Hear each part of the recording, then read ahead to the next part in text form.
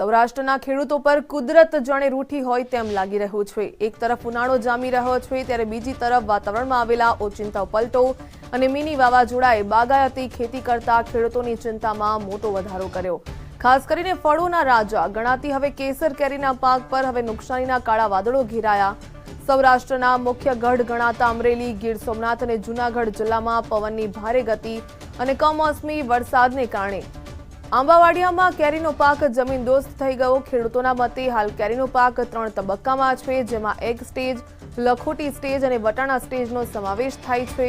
માવઠાની સૌથી ગંભીર અસર એ થઈ છે કે જે પાક એગ સ્ટેજ પર પહોંચ્યો હતો તેના પર વરસાદી પાણી પડવાથી તે કાળો પડી જવાની ભીતિ સેવાઈ રહી છે, જ્યારે લખોટી અને વટાણા સ્ટેજના પાકને તેજ પવનની થપાટ લાગતા મોટા પ્રમાણમાં ખરણ થઈ ગયો છે।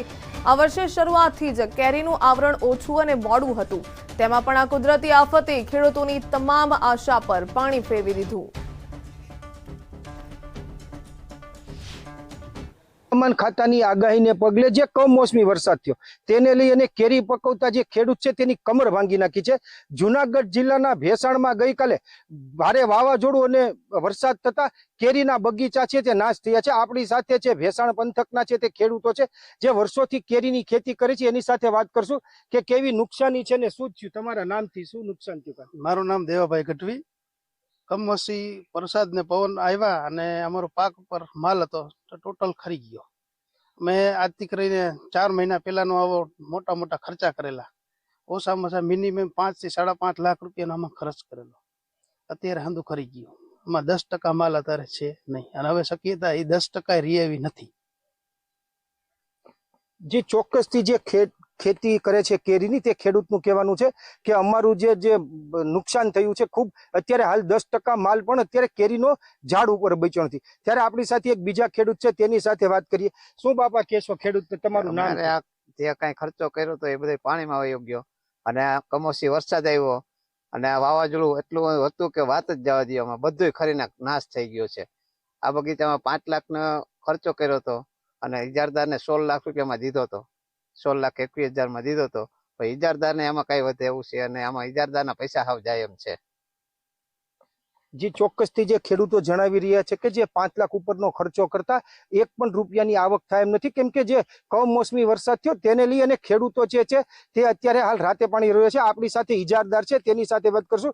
તેને 16 લાખ રૂપિયામાં બગીચો રાખ્યો હતો ને તેની શું હાલત છે અત્યારે? આપના નામથી? મારું નામ મનીપભાઈ, ગામ વડાલ।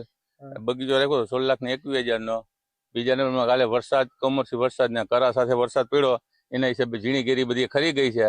તે છતાં આંબામાં કેમેરો ઉતારી લ્યો એટલે તમને ખ્યાલ આવે। અત્યારે જો નીચે પડી છે। અચ્છા, કેવું નુકસાન? નુકસાની તો બહુ છે। હવે આમાં કેટલું થાય ને કેટલું રીએ તો કુદરત ઉપર છે બધું મૂકેલું, બરાબર છે। ઝીણું છે, ઝીણું કેટલું રીએ ને કેટલું ન રીએ એ બધું કુદરત ઉપર। કેટલા વિસ્તારમાં નુકસાની તો આ પંથકમાં બધે લાંબા ચોડા બગીચા છે એ બધી નુકસાની, કારણ કે પવન વાવાઝોડું બધું હતું, બરાબર છે। એટલે નુકસાની તો બધે છે જ। જે મોટી કેરી હોય એને બહુ અતિશય નુકસાની ન હોય એનું કારણ છે, ઝીણી કેરી હોય એને નુકસાની બહુ વધારે। કેવી તમે 16 લાખમાં બગીચો રાખ્યો, કેવું લાગે છે? અત્યારે તો કઈ લાગતું જ નથી। આ તમે ડાયરું જોવો ને આજુબાજુ જોવો, આ બધું ખરી જાય, પીડીઓ થઈ ગયો, બધું ખરી જાય।